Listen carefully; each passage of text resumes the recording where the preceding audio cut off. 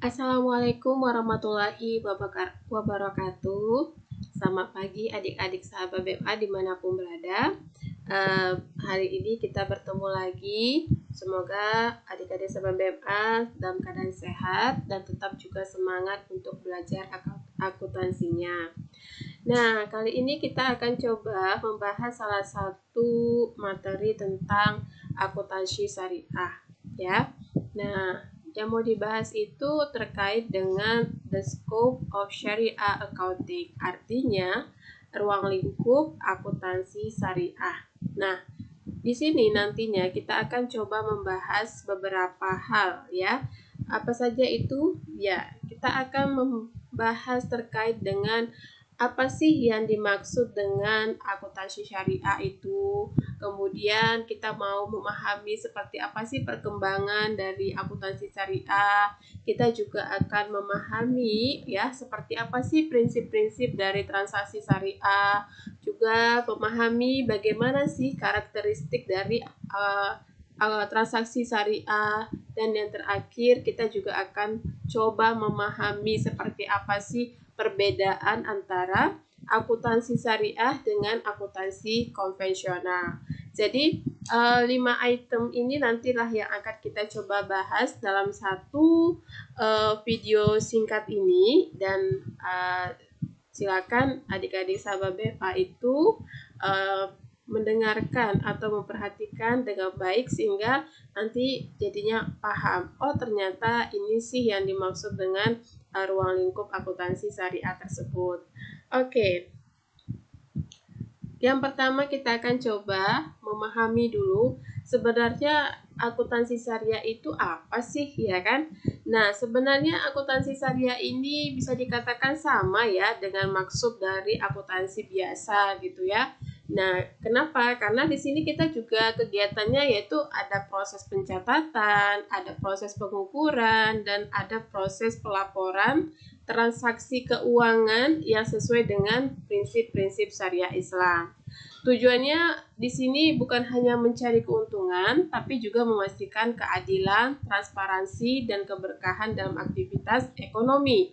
Jadi, yang menjadi tekanan gitu ya dari pengertian akuntansi syariah yaitu selain kita melakukan pencatatan, pengukuran, pelaporan terkait dengan transaksi keuangan, di syariah itu kita menggunakan aturan-aturan atau prinsip-prinsip yang sesuai dengan syariah Islam.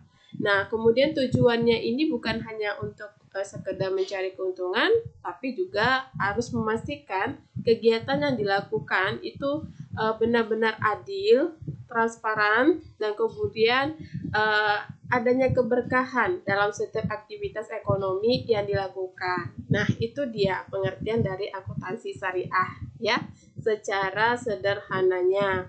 Nah, kalau kita sudah paham apa itu akuntansi syariah, maka kita harus memahami juga seperti apa sih perkembangan akuntansi syariah itu ya, khususnya di Indonesia. Jadi di sini kita akan bahas terkait perkembangan akuntansi syariah yang terjadi di Indonesia. Di sini saya bagi menjadi 3 tahapan gitu ya. Tahapan yang pertama itu adalah sebelum tahun 2002. Jadi pada tahun sebelum tahun 2002 itu ya, aturan-aturan itu ya masih mengacu pada PSAK 31, yaitu mengacu pada akuntansi perbankan gitu ya. Jadi memang pada saat itu sebelum tahun 2002 itu yang sudah melakukan ya sistem syariah itu hanya di dunia perbankan gitu. Nah, saat itu yang pertama kali berdiri adalah Bank Muamalat ya. Nah, itu tapi belum ada aturan secara resmi atau khusus terkait dengan sistem syariah ini. Maka masih menganut ya PSAK 31 yaitu tentang akuntan perbankan. Jadi masih semi syariah gitu ya bisa dikatakan. Nah, kemudian semakin bertambahnya tahun dan perkembangan ini juga peminatnya juga semakin ada gitu ya, semakin banyak gitu. Nah, maka pada tahun 2002 itu sampai 2007 ya, periode ini sudah ada yang namanya PSAK 59. Nah, di mana di situ berkaitan tentang akuntansi bagi perbankan syariah. Ya, seperti yang saya katakan tadi, pada saat itu masih yang sistem syariah itu masih digunakan oleh usaha-usaha perbankan itu atau lembaga keuangan tapi berbasis syariah gitu. Jadi untuk memastikan agar sistem ini bisa berjalan dengan baik ya, maka dibuatlah khusus nomor PSAK-nya itu nomor 59, tidak lagi bergabung dengan PSAK 31. Nah, tapi tetap di PSAK biasa. Nah, gitu ya. Jadi isinya itu di sana khusus hanya untuk terkait dengan sistem keuangan syariah yang terjadi pada perbankan syariah atau lembaga keuangan yang berbasis syariah. Oke. Nah, kemudian semakin bertambahnya tahun lagi, ternyata peminat usaha di bidang syariah dengan sistem syariah ini meningkat gitu ya. Peminatnya meningkat gitu. Nah, bukan hanya di bidang perbankan, tapi juga ke usaha-usaha, bahkan usaha-usaha yang berbasis syariah sudah mulai bertumbuhan gitu ya. Dan kemudian pada akhirnya karena perkembangan ini semakin meluas dan juga peminat yang ingin menerapkan tentang syariah ini di usaha-usaha juga semakin meningkat, maka dibuatlah ya. Jadi Dewan Standar Akuntansi Keuangan itu mengeluarkan satu PSAK yang benar-benar syariah ya, yang mana isinya itu dari awal hingga akhir itu hanya membahas tentang sistem keuangan secara syariah.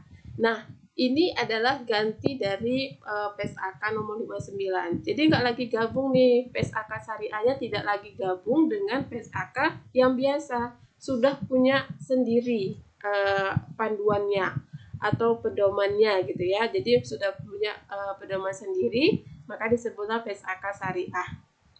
Nah, di sini dapat digunakan bukan hanya untuk usaha yang tadi saya katakan perbankan syariah atau lembaga keuangan syariah saja, tapi juga untuk entitas syariah lainnya ya, baik itu entitas syariah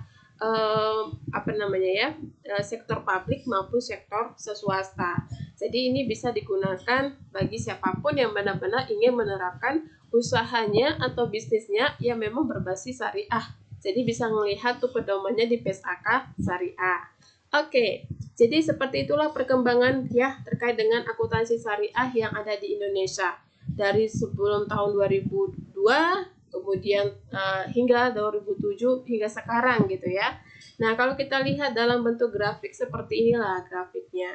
Jadi before 2002, sebelum 2002 itu lembaga keuangan syariah ya berbasis syariah itu masih menggunakan sistem PSAK 31. Maksudnya masih mengacu ke sana arah pembuatan laporan keuangannya atau pencatatannya.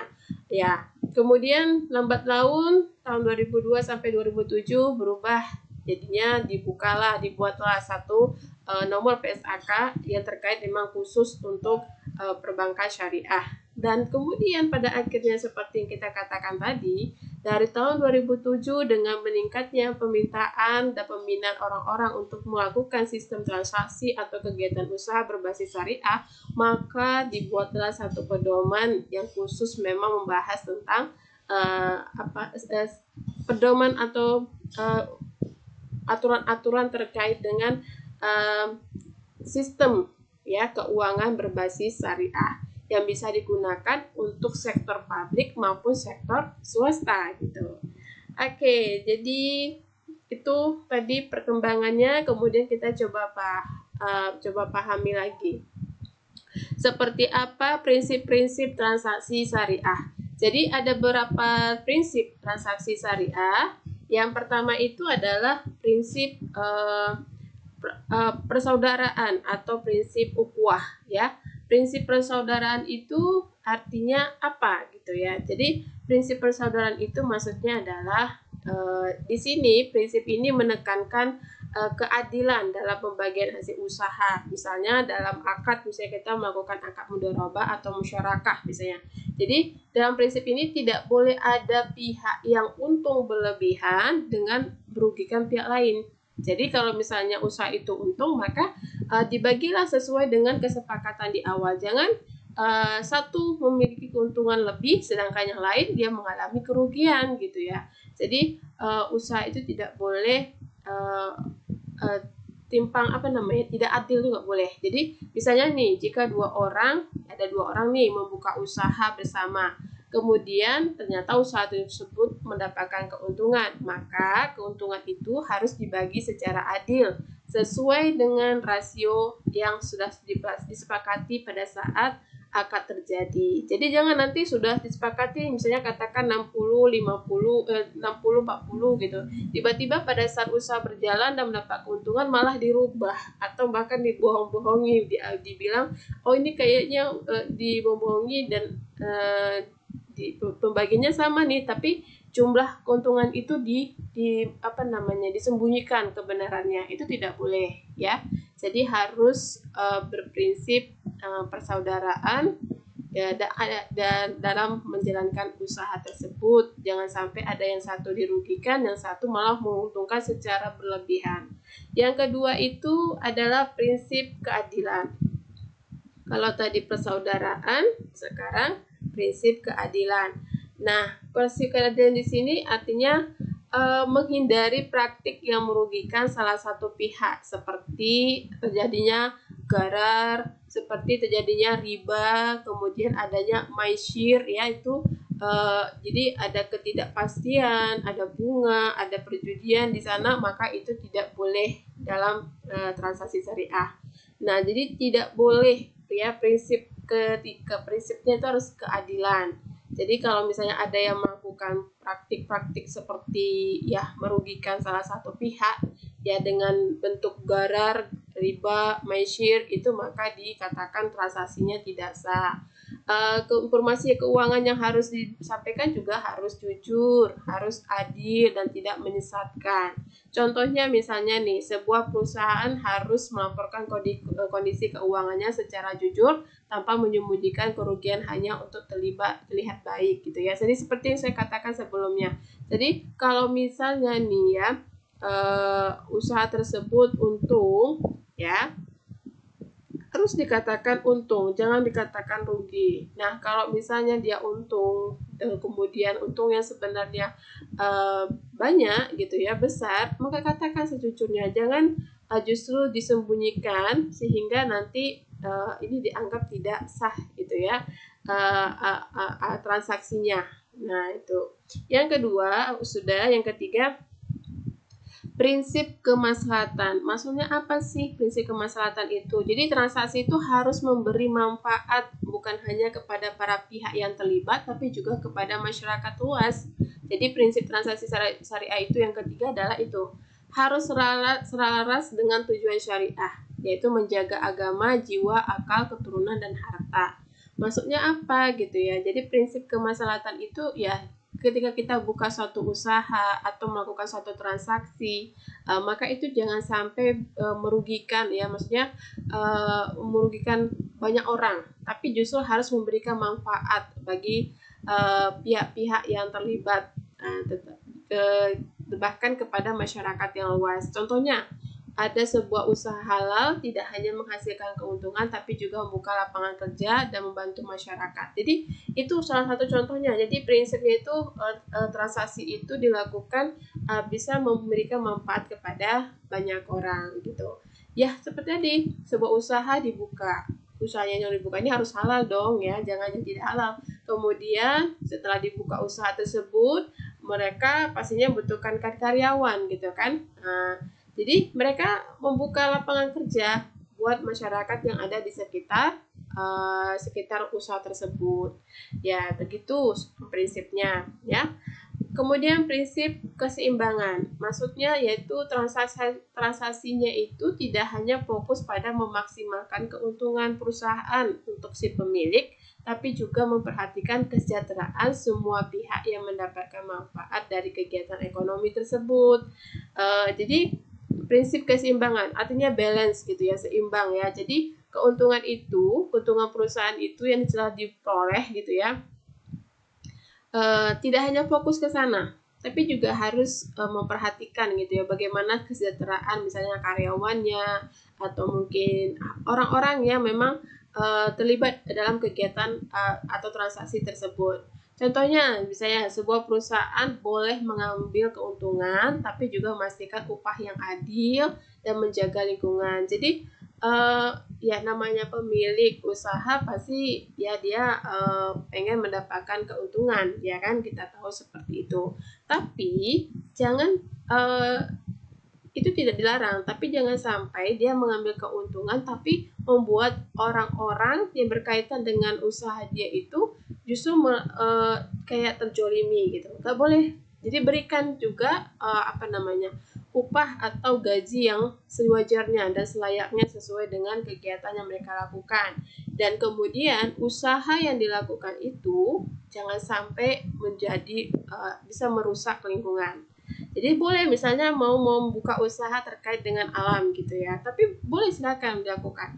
Nah, tapi jangan sampai alam itu menjadi rusak akibat kita mau mencari keuntungan dari usaha seperti itu. Ya, jadi ketika kita menggunakan alam untuk memperoleh keuntungan secara baik, maka lestarikan pula alam tersebut. Bagaimana caranya agar tidak menjadi rusak gitu. Oke, kemudian apa lagi? Prinsipnya universalis, ya, universal. Artinya transaksi syariah dapat diterapkan oleh dengan dan untuk semua pihak tanpa membedakan apakah itu sukunya, apakah itu agamanya, apakah itu ras atau golongan, sesuai dengan semangat rahmat bagi seluruh alam gitu ya. Jadi tidak ada batasan nih, silakan. Siapapun boleh melakukan transaksi dengan prinsip syariah. Ya, maksudnya kita ini buka usaha sistemnya itu syariah. Tiba-tiba kita punya klien atau pelanggan yang beli usaha kita, produk usaha kita itu. Ya boleh. Jadi usaha kita itu tidak hanya khusus untuk misal katakan ini usaha saya ini hanya boleh dibeli, produk saya ini hanya boleh dibeli oleh agama yang muslim gitu misalnya, tidak. Nah, kemudian harus yang suku misalnya dari Pulau Jawa, nggak boleh, nggak juga. Nah, atau rasnya itu begini-begini atau golongan ini, tidak boleh. Jadi prinsipnya itu tidak ada pembatasan seperti itu. Jadi ini bisa dilakukan secara universal. Jadi siapapun yang mau melakukan transaksi di perbankan syariah, silakan. Sekalipun Anda itu mungkin dari negara manapun dia mungkin ya, sukunya atau rasnya atau golongannya, kemudian agamanya, tidak masalah, silakan bertransaksi di perbankan syariah. Ya, tadi contohnya sebuah bank syariah dapat melayani nasabah muslim maupun non muslim secara setara. Jadi tidak ada perbedaan-perbedaan di sana. Oh, karena dia non muslim kita nggak usah terlalu bagus deh layanannya, nggak boleh. Tetap sama. Lakukanlah pelayanan sesuai dengan aturannya, mau dia itu apakah dia muslim atau non muslim, apakah itu dia sukunya yang dikenal atau tidak dikenal, atau apakah dia latar belakangnya orang biasa atau orang luar biasa, itu harus dilakukan atau harus dilayani dengan sama, tidak ada perbedaan sama sekali. Oke, itu tadilah prinsip ya, 5 prinsip terkait dengan transaksi syariah. Yang pertama tadi itu prinsipnya adalah persaudaraan, yang kedua itu prinsip keadilan, yang ketiga itu prinsip kemaslahatan, yang keempat itu prinsip keseimbangan, dan yang terakhir adalah prinsip universal. Nah, kemudian kita harus lihat juga seperti apa sih karakteristik transaksi syariah itu gitu ya kan. Jadi setiap transaksi itu punya karakteristik. Salah satunya itu adalah transaksi yang berprinsip syariah. Nah, ada beberapa sih karakteristik dari transaksi syariah itu. Yang pertama adalah transaksi itu harus dilakukan atas dasar saling memahami dan saling ridho. Jadi, transaksi bisa dilakukan atau bisa dinyatakan sah kalau misalnya sama-sama kedua belah pihak itu saling memahami aturannya, saling memahami maksud dan tujuan transaksi tersebut, dan kemudian ketika sudah tahu, udah paham, baru dia benar-benar merasa ridho. Ya udah, saya ridho, saya saya setuju gitu, ibarat katanya ya, saya setuju dengan kesepakatan kita dalam transaksi usaha ini misalnya ya kan. Misalnya ridho dalam hal pembagian keuntungan kah, misalnya gitu. Antara 60-40, ya udah nggak apa-apa, saya ridho, saya sepakat gitu. Atau mau 70-30, ya udah. Jadi di awal itu harus memang sudah ada keterbukaan dulu ya. Transaksi itu harus dilakukan atas dasar saling memahami, ya, kemudian saling ridho. Jadi tidak boleh ada yang tersembunyi di sini dan tidak ada salah satu pihak yang merasa tertekan atau yang merasa berat hati ya untuk melakukan yang namanya transaksi tersebut.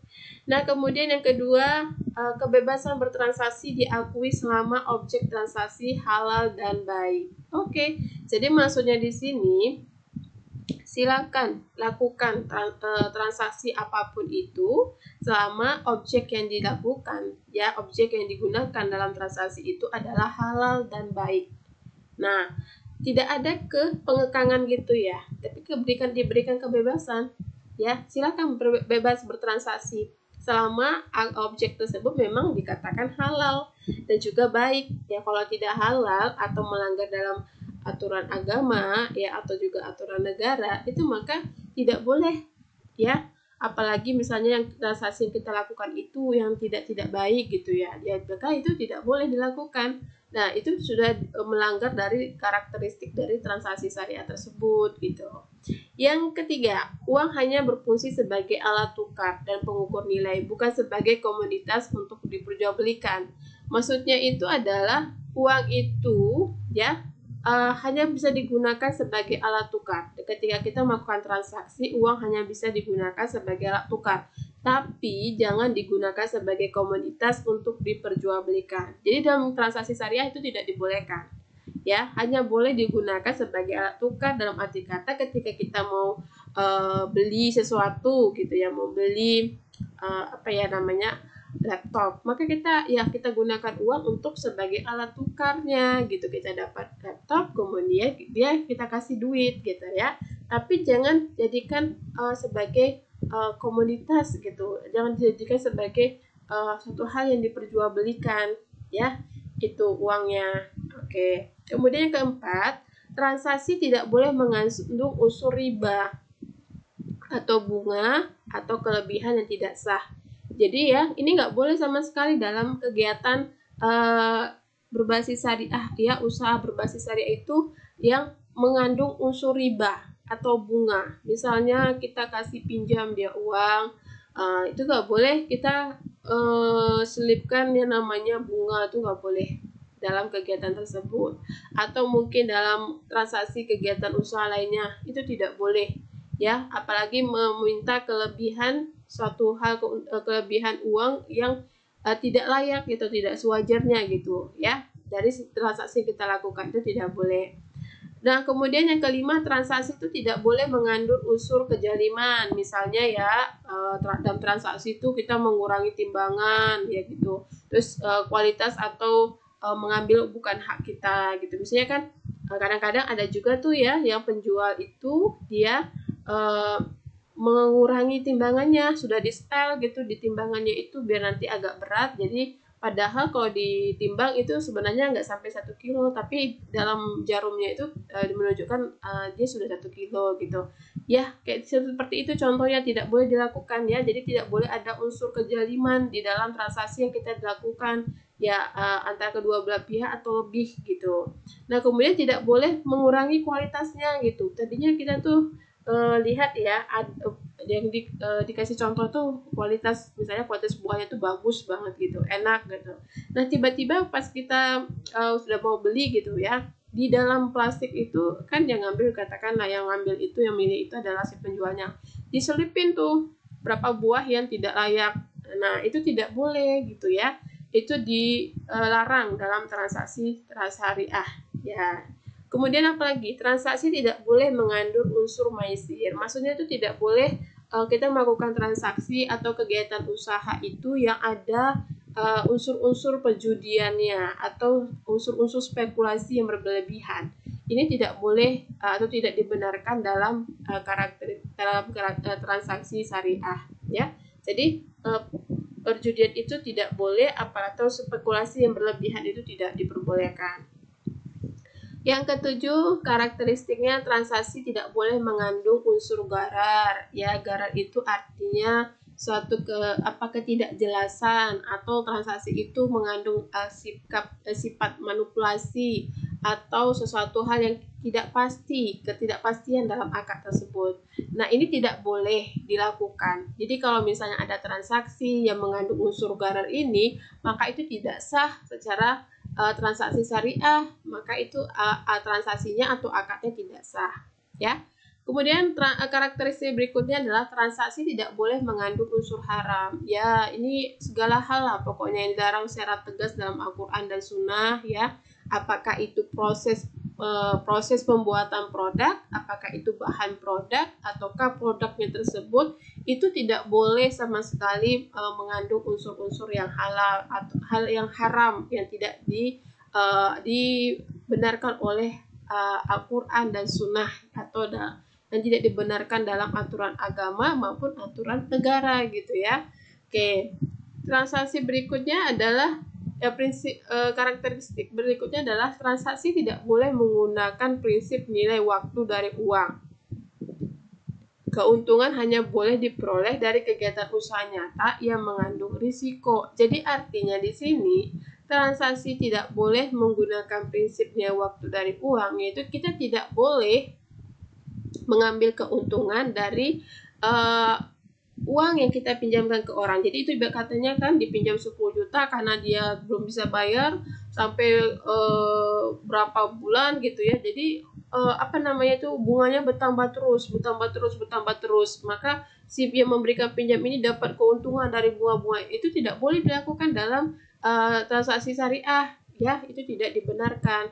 Nah, keuntungan hanya boleh diperoleh dari kegiatan usaha yang nyata. Ya, jadi kalau ada kegiatan usaha yang tidak nyata, ya tidak fiktif atau dan sebagainya, dan bahkan tadi seperti kayak kita meminjamkan uang gitu ya kan, tiba-tiba kita dapat keuntungan, tapi keuntungan itu bukan dari besarnya pinjaman, tapi dari lamanya waktu kita bisa mengembalikan uang tersebut kepada si peminjam, sehingga bunganya itu lebih gede kadang-kadangnya daripada jumlah yang dipinjam. Itu tidak boleh atau tidak dibenarkan. Oke. Nah, yang ke-10 karakteristiknya yaitu transaksi harus berdasarkan akad yang jelas dan sah. Tidak boleh ada standar ganda harga dalam satu akad. Tidak boleh ada dua transaksi terkait yang digabungkan secara tidak adil dalam satu akad. Maksudnya di sini, ya, transaksi itu harus berdasarkan akad yang jelas dan sah. Ketika transaksi itu dilakukan tanpa akad yang jelas dan tidak sah, maka itu tidak boleh dilakukan dan itu sudah melanggar dari karakteristik transaksi syariah tersebut. Jadi, misalnya nih, tidak boleh ada standar ganda harga dalam satu akad. Nah, jadi kita itu tidak boleh punya dua harga dalam satu akad, itu tidak boleh. Ada standar ganda harga gitu, nggak boleh. Apalagi bahkan ini kadang tidak boleh ada dua transaksi yang terjadi dalam satu akad, itu tidak boleh dilakukan. Itu dilarang gitu ya. Jadi kalau misalnya harganya ya satu aja gitu. Jangan ada standar harga gitu ya kan. Tetapkan saja harganya berapa. Nah, kemudian misalnya kita melakukan akad, ya akad itu tidak boleh ada dalam satu akad itu tidak boleh ada dua transaksi yang kita lakukan. Kita sudah melakukan pinjaman nih, kemudian tiba-tiba kita pinjamkan lagi ke orang, ini nggak boleh. Berarti ya kita harus dalam akad itu harus dijelaskan kita minjam uang misalnya ke perbankan syariah itu dalam hal untuk apa. Nah, ketika kita bilang mau buka usaha, maka buka usaha betul. Jangan justru uang yang tadi kita katakan kita pinjam untuk buka usaha, malah kita buat untuk kita pinjamkan lagi ke orang lain dalam bentuk yang tidak benar. Ya, itu tidak boleh. Jadi dalam satu akad itu tidak ada dua transaksi atau ya transaksi kegiatan dan sebagainya. Masih banyak contoh lainnya ya yang bisa dicari. Kemudian karakteristik berikutnya adalah harga tidak boleh dimanipulasi, baik melalui rekayasa permintaan maupun penawaran. Jadi tidak ada yang boleh dimanipulasi terkait dengan harga dalam transaksi. Misalnya kita mungkin transaksi jual beli gitu ya. Di sini dilarang gitu ya. harga itu tidak boleh dimanipulasi. Ya, kemudian transaksi tidak boleh mengandung unsur kolusi, suap atau korupsi. Jadi selama kita melakukan transaksi kegiatan usaha atau apapun itu, jangan sampai ada unsur-unsur di sana kolusi, suap atau korupsinya. Jadi kan biar ini berjalan, misalnya ya, ada usaha ini usaha ini bisa berjalan ya, jadi dibayar nih seseorang gitu ya kan. Kita biar lancar ini ya urusannya segala hal, maka kita bayar seseorang atau kita melakukan korupsi atau lain sebagainya. Ini nggak boleh ya, itu melanggar dari karakteristik dari transaksi syariah. Oke, jadi itu adalah karakteristik transaksi syariah. Ada 12 tadi ya. Jadi bisa dipahamilah satu persatu seperti apa karakteristiknya. Nah, kemudian kita lihat bagaimana sih perbedaan akuntansi syariah dan akuntansi konvensional itu. Apakah benar berbeda atau justru sebenarnya sama aja nih gitu ya kan?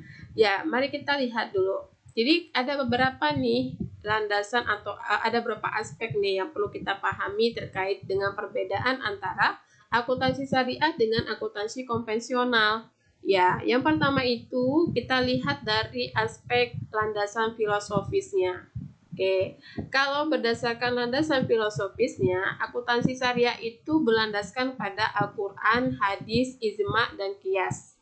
Ya, nah dengan tujuan utamanya itu pasti mencapai falah. Falah itu adalah kesejahteraan dunia akhirat serta kepatuhan pada prinsip syariah. Itu dia kalau memang akuntansi syariah.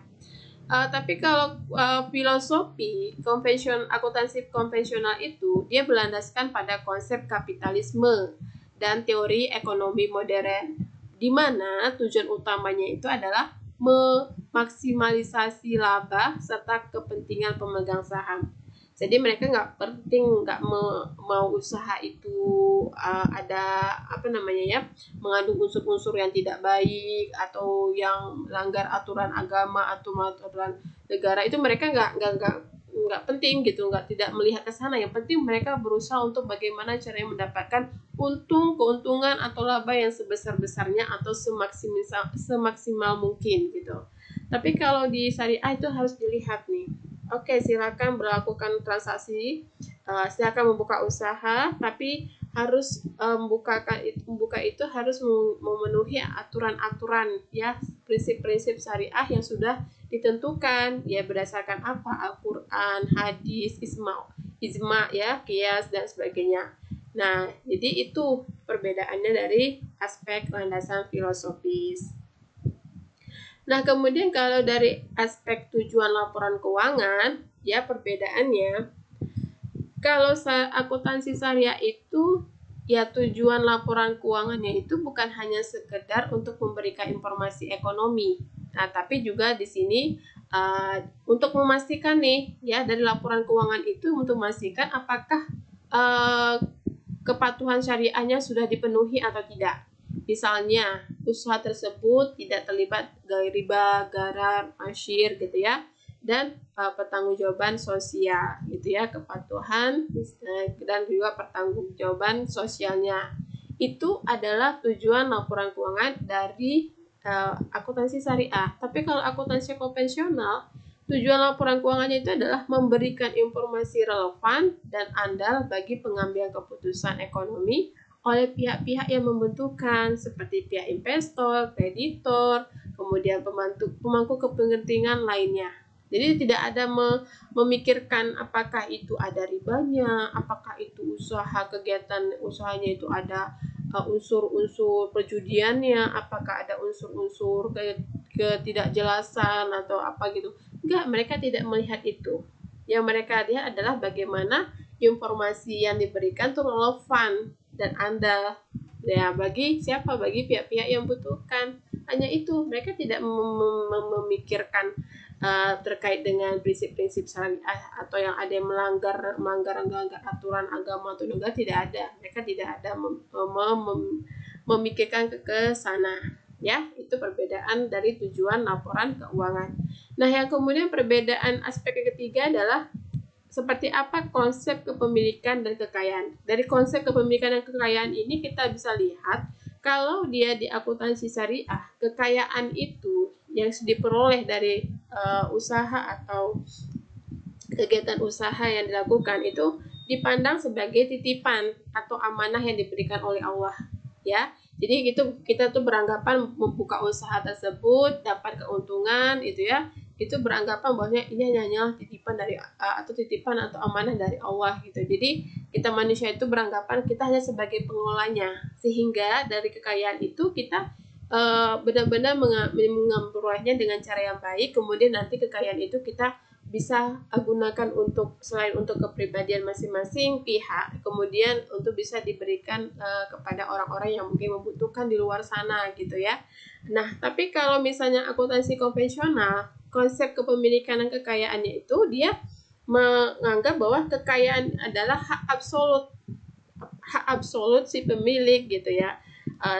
Yang mana bebas digunakan sesuai kepentingannya, jadinya nggak ada berpikiran bahwasanya ini kan titipan dari Allah nih, jadi alangkah baiknya kalau misalnya ini kekayaan atau keuntungan yang saya peroleh dari usaha saya bagi ke orang lain. Enggak ada, walaupun memang sebagian pasti ada ya, ada yang hatinya terbuka, tapi intinya tidak ke sana, tujuannya itu nggak ke sana, tapi lebih kepada lebih kepada apa namanya itu untuk kepentingan pribadi dia gitu ya. Jadi itu yang bebas, itu suatu hal yang tidak dilarang sih ya gitu ya, kan bebas saja dilakukan. Tapi ibarat katanya kan berbeda dengan syariat tadi, walaupun itu kita bebas ya menggunakan keuangan itu untuk apa, selama dia dalam hal atau jalur atau ketentuan dari prinsip syariah.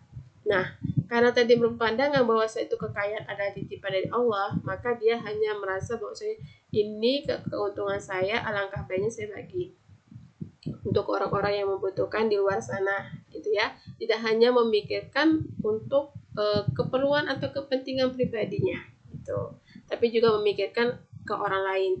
Nah, kemudian misalnya lagi dia kekayaannya itu ya misalnya betul-betul digunakan untuk perkembangan, misalnya untuk kesejahteraan karyawan ya, memikirkan hal seperti itu, tidak hanya memikirkan gimana nih untung usaha saya, tapi tidak memikirkan bagaimana caranya untuk bisa membuat karyawannya sejahtera ya. Jadi tidak seperti tidak memanusiakan karyawan itu sangat dilarang juga ya. Nah, kemudian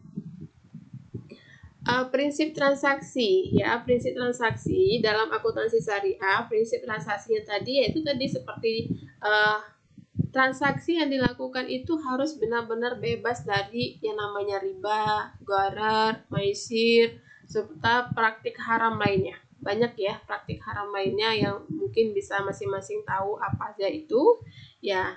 Kemudian itu harus dijauhi, tidak boleh dilakukan dalam saat melakukan transaksi. Nah, apa yang harus dilakukan? Ya gunakan akad-akad syariah. Ada banyak sih akad-akad syariah yang ditawarkan gitu ya.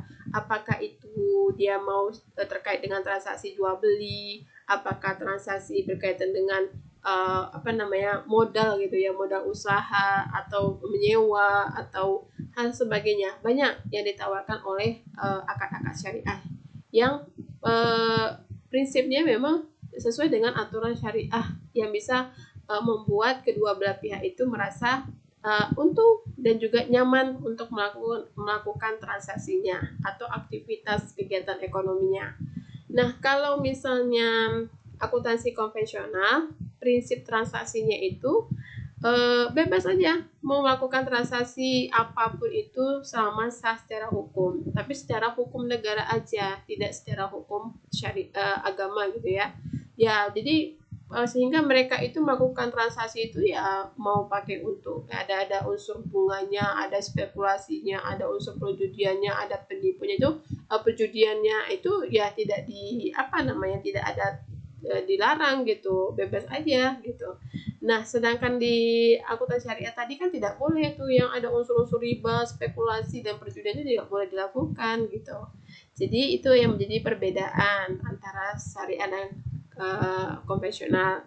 Kemudian dalam aspek pengakuan pendapatan, di akuntansi syariah itu dia akan mengakui pendapatan itu jikalau memang sudah sesuai dengan syariah dan juga halal gitu. Jadi kalaupun dia dapat pendapatan tapi dengan cara yang tidak halal atau dari unsur-unsur yang telah melanggar syariah, itu tidak boleh diakui. Dan kalau kita dalam akuntansi syariah, ya misalnya kayak apa, bunga tidak diakui sebagai pendapatan. Ya di dalam misalnya kayak perbankan syariah tuh ya sudah menerapkan prinsip syariah banknya.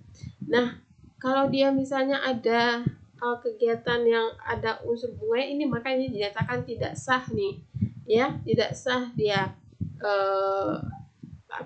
kegiatan ekonominya atau kegiatan usahanya itu tidak sah, sudah melanggar dari aturan syariah. Oke.